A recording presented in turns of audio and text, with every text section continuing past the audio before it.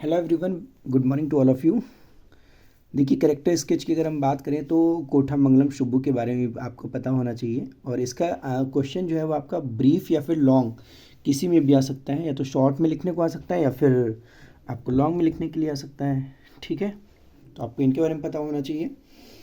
तो देखिए, कोठा मंगलम Subbu was a Brahmin by caste and placed at number 2 position at Gemini Studio. Gemini Studio में जो आपके सुब्बू थे, सुब्बू मतलब कोठा मंगलम सुब्बू, जो कि बाई कास्ट ब्राह्मण थे और ये नंबर 2 के व्यक्ति थे, मतलब दूसरे स्थान पर आते थे। इनकी जो पोजीशन थी वो दूसरे स्थान पर थी। इसका मतलब क्या हुआ कि जो वहाँ का बॉस था, बॉस की राइट हैंड थे। ठीक है, तो नंबर 1 पे तो बॉस हो गया और नंबर 2 पे ये हो गए Kothamangalam Subbu Babu. He always remain cheerful and satisfied. वो स्वभाव से बड़े प्रसन्नचित वाले व्यक्ति थे, मतलब कोठा मंगलम सुब्बू हमेशा खुश रहता था। उसे किसी से कोई शिकायत नहीं रहती थी, वो हमेशा सेटिस्फाइड बंदा था। हालांकि वो एक जो है, he was very generous to all people. सभी के लिए वो एकदम जनरस था, मतलब एकदम जनरस व्यक्ति था सभी के लिए, है ना। और जेमिनी स्टूडियो के जितने भी लोग थे, बल्कि इसके साथ साथ वो उसके जितने भी रिलेटिव्स होते थे, एक्वेंटेंस होते थे, जो परिचित होते थे, है ना, रिश्तेदार होते थे, वो सभी उससे खुश रहते थे। फिर भी he too was having his woes, मतलब हालांकि उसके अंदर इतनी अच्छी क्वालिटी थी, सभी लोगों को वो अपना बना लेता था, है ना, फिर भी जो है वो लोगों का दुश्मन था। मतलब लोग उससे दुश्मनी करते थे। क्यों दुश्मनी करते थे? दुश्मनी होने की खास वजह यही थी कि वो बॉस का राइट हैंड था। जेमिनी स्टूडियो का जो मालिक था, जो बॉस था, उसका वो राइट हैंड था, इसीलिए लोग उससे दुश्मनी रखते थे। ठीक है। और जो है, people dislike him because people dislike him because of his closeness to the boss। उसको उसकी नापसंदी का कारण यही था, मतलब लोग जो है उसे जो नापसंद करते थे, उसका कारण यही था कि वो बॉस का बहुत ही क्लोजनेस था, बहुत नज़दीकी था। He was very loyal to his boss. अच्छा, वो अपने बॉस के लिए बहुत ही लॉयल था। लॉयल का मतलब होता है वफादार। ठीक है। At Gemini Studios he had the solution of all problems at one place.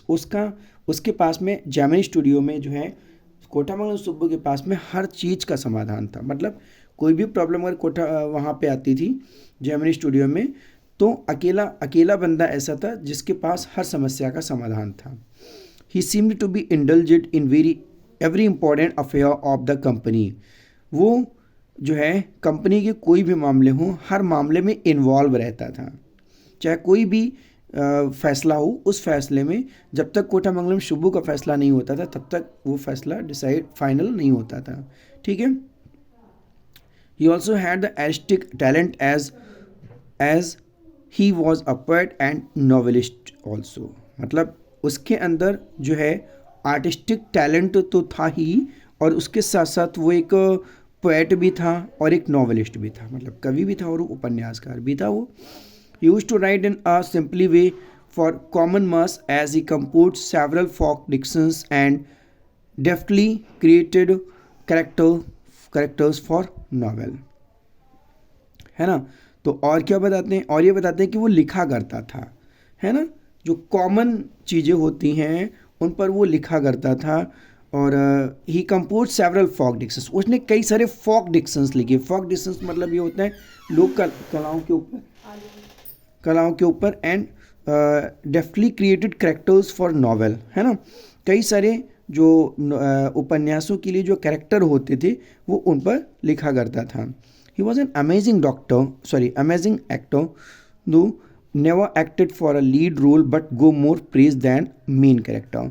वो बहुत ही ज़्यादा अमेजिंग कैरेक्टर था, है ना। हालांकि उसने कभी भी एक्ट नहीं किया, हालांकि उसने कभी भी किसी भी जो है उसमें एक्ट नहीं किया। एक्ट का मतलब होता है अभिनय के रूप में काम नहीं किया, जैसे हीरो हीरोइन काम करते हैं।